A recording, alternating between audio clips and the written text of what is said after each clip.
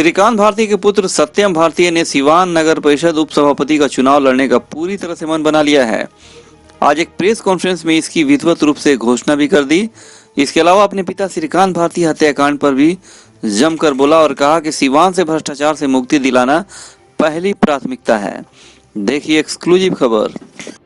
आज press conference के माध्यम से सभी लोगों की उपस्थिति में जो भी शहर के गणमान्य नगर परिषद क्षेत्र के गणमान्य लोग हैं, अभिभावक हैं, उन सबकी उपस्थिति में हम लोगों ने नगर उपसभापति की दावेदारी के लिए अपनी दावेदारी पेश की है।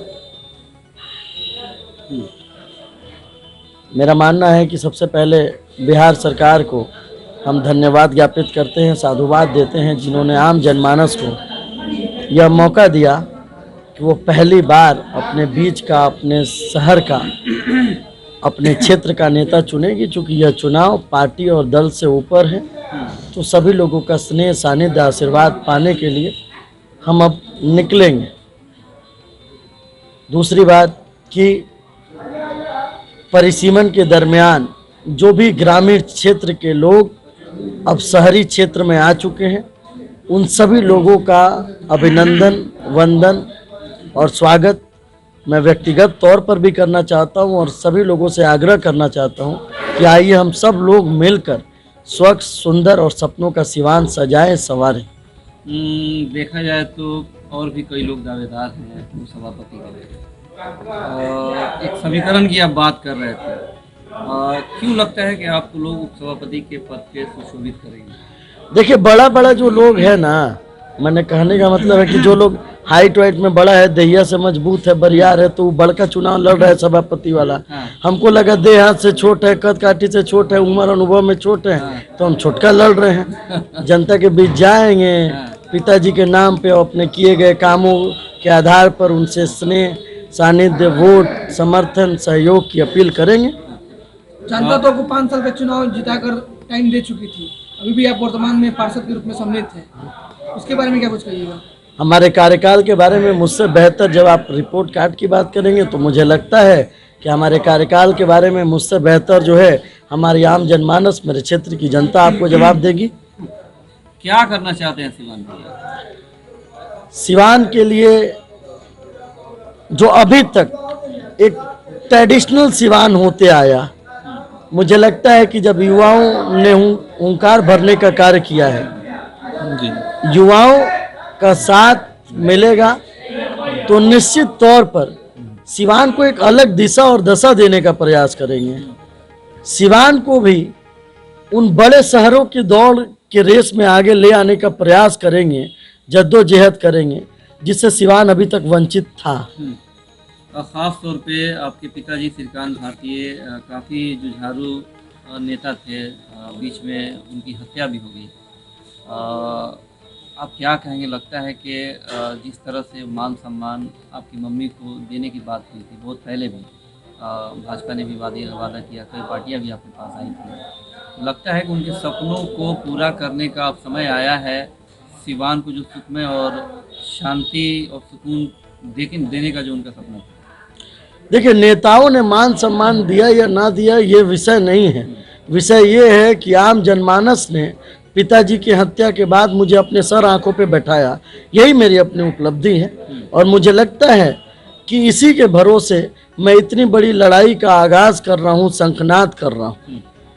और जब आप मैदान में होते हैं तो मेरा अपना मानना है कि आप युद्ध के मैदान में किसी को मिटाकर जीतने का प्रयास करते हैं। अगर पिताजी की हत्या के संदर्भ में बोले तो मुझे लगता है कि आप युद्ध के मैदान में किसी को मिटाकर जीतने का प्रयास करते हैं। और जब आप प्रेम के क्षेत्र में होते हैं, जहां आप प्रेम के बदौलत आम जनमानस का प्यार जीतने की कोशिश करते हैं, वहां खुद को मिटाकर लोगों को जीतने का प्रयास किया जाएगा। कई लोगों से ये सवाल उठ चुका है कि जैसे एनडीए समर्थित उम्मीदवार की बात आ रही है, राजद समर्थित उम्मीदवार की बात आ रही है, तो एक तो पार्टी लेवल का ये चुनाव है नहीं, लेकिन पार्टी लेवल अपने स्तर से चाह रहा है कि अपना प्रत्याशी भी दे, तो लगता है कि कहीं ना कहीं इन पार्टियों से मुकाबला रहेगा। देखिए, मैं भारतीय जनता पार्टी का युवा मोर्चा के सिपाही होने के नाते मुझे अभी तक इस तरह की कोई सूचना नहीं मिली है कि ये दलगत चुनाव होने जा रहा है। बाकी सामाजिक और राजनीतिक प्लेटफॉर्म पे किसी भी चीज़ का कोई परमानेंट होना लाजमी नहीं है, कोई भी चीज़ परमानेंट नहीं है, कब क्या हो जाए। लेकिन जिस मजबूती के साथ, जिस अंगद के पैर की तरह हमने अपने पैर को जमाया है समाज में, ये चीज़ ऐसे ही यथावत आगे भी जारी रहेगी। लोगों के हक और हकूक़ की लड़ाई जो मेरे पिताजी लड़ते थे, वही उनके हक और हकूक़ की लड़ाई, वो छोटा सब्जी वाला हो तो या बड़े घर के महल का कोई व्यवसायी हो तो, उस हक और हकूक़ की लड़ाई जैसे वो लड़ते थे वैसे मैं भी लड़ूंगा।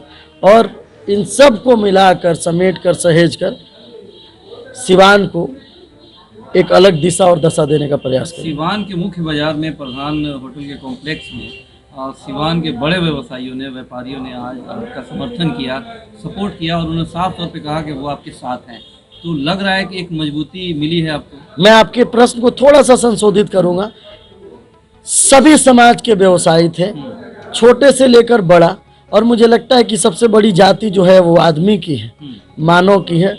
तो यहाँ तबका विशेष नहीं था, सारे तबके के लोग समाहित थे। सर्व समाज के लोगों ने निर्णय लिया कि ये मौका मिला है दोबारा से श्रीकांत भारतीय के सपनों का सिवान सजाने के लिए।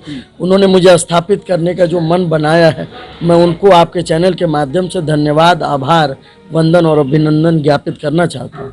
एक सिख समुदाय का भी यहाँ पे बगल में गुरुद्वारा भी है छोटा सा। अक्सर मैं देखता था कि आपके पिताजी वहाँ भी जाया करते थे, क्रिश्चियन जो थे वहाँ भी जाया करते थे, हिंदू मुस्लिम सिख ईसाई सबको साथ लेके चलने का उन्होंने काम किया।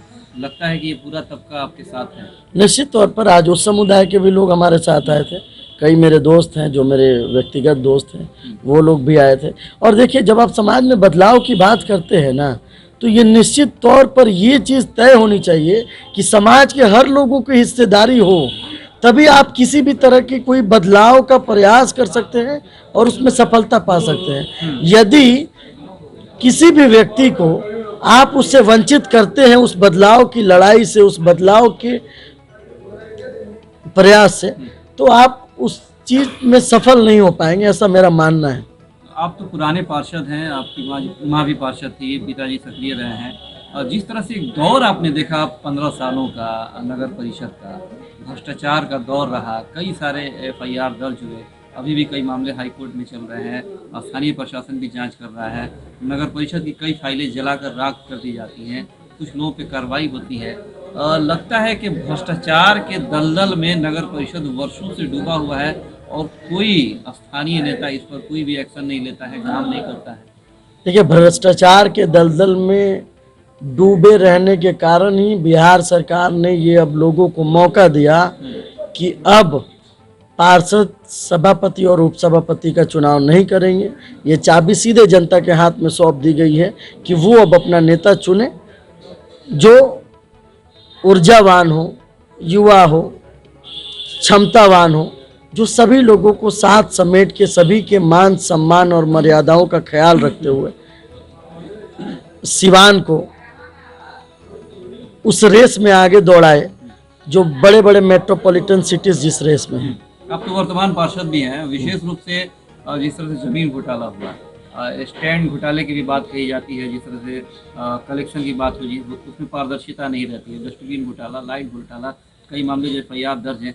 आप तो पार्षद रहे थे, इन मामलों पर आपने कितना एक्शन लिया, उसके खिलाफ कितनी आवाज़ उठाई और उसके बारे में प्रतिक्रिया क्या है? देखिए, जमीन घोटाले की जहाँ तक बात है, मैं आपको स्पष्ट कर देना चाहता हूँ और आपके चैनल के माध्यम से ये सबसे बड़ी बात आज कह रहा हूँ आपके बीच कि मैं इकलौता पार्षद था जो उस जमीन की खरीदारी में शामिल नहीं था। आप जब नगर परिषद की मीटिंग का डायरी उठा के देखेंगे तो वहाँ सभी पार्षद मौजूद होंगे। पार्षद थे उसमें, मैं अकेला पार्षद था जो उस जमीन की खरीदारी में शामिल नहीं था। ना मेरी सहमति थी, ना मेरा हस्ताक्षर था, ना मेरा सहयोग था, ना मेरा मन था। आपको पार्षद थे उसमें? बाकी पार्षद कितने थे? 37 थे। आंकड़ों के जाल में न मैं फंसना चाहता हूँ, न मैं लोगों को गुमराह करना चाहता हूँ। मैं अपनी बात करता हूँ कि मैं इकलौता पार्षद था जो उस बैठक में नहीं था जिसमें जमीन की खरीदारी का निर्णय लिया गया था। कैसा नगर परिषद देखना चाहते हैं, बनाना चाहते हैं? सिवान के लोगों के सपनों का नगर परिषद, एक ऐसा नगर परिषद जहाँ चारों तरफ हरियाली हो, एक ऐसा नगर परिषद जो सिर्फ सड़क और नाले के विकास के मानक तक सीमित ना रह के लोगों के और सुख सुविधाओं में अपने आप को तत्पर रख सके। एक ऐसा नगर परिषद जो बाहर से आए आगंतुकों के लिए एक मिसाल पेश कर सके, अपने द्वारा जो भी शेड बनाए जाते हैं उन मामलों में।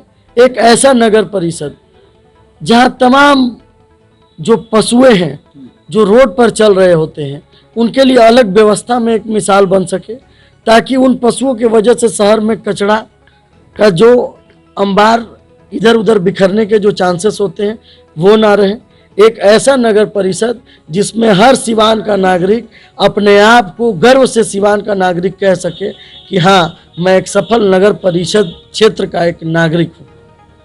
अब मई में चुनाव होने वाले हैं, खास तौर पे जो भी मतदाता हैं, वोटर हैं, पूरे नगर परिषद क्षेत्र के दायरे के, अपील क्या करेंगे आप? मैंने आपके माध्यम से यही अपील करना चाहता हूँ कि सरकार ने चूंकि यह मौका दिया है लोगों को, और विश्वास आशा भी है कि निश्चित तौर पर लोग इस बार अपने बीच का नेता चुनेंगे, अपने बाजार का नेता चुनेंगे। चूंकि ये चुनाव आपने बताया कि दल समर्थित, मुझे लगता है कि दल समर्थित ये चुनाव होने नहीं जा रहे हैं। जो लोगों के दिल पर राज करेगा, जो लोगों को दिल के जीतने का कार्य करेगा, वही व्यक्ति सभापति और उपसभापति की कुर्सी पे मंचासीन होगा, कुर्सी पर बैठेगा। ठीक, बहुत बहुत धन्यवाद। बहुत बहुत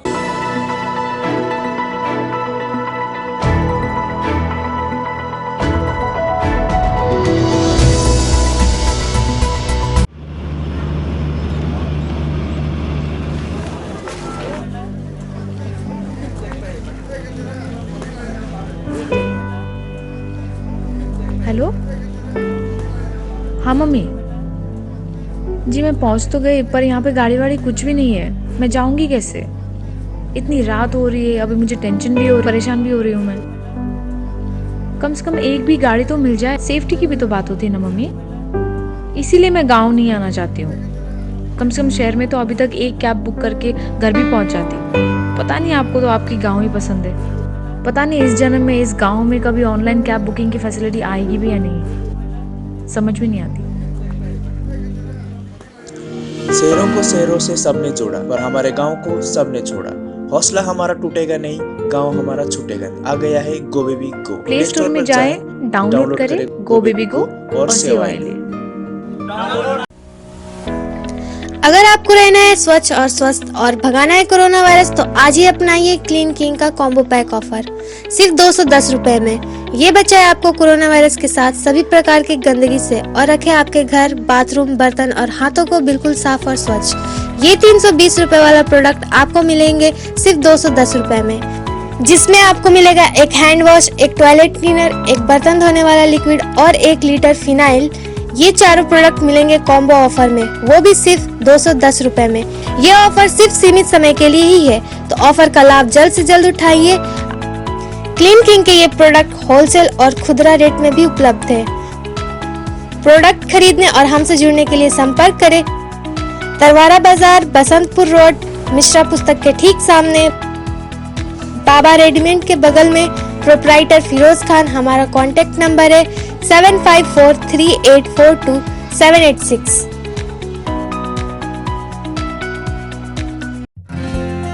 Farhat traders, building construction and material suppliers.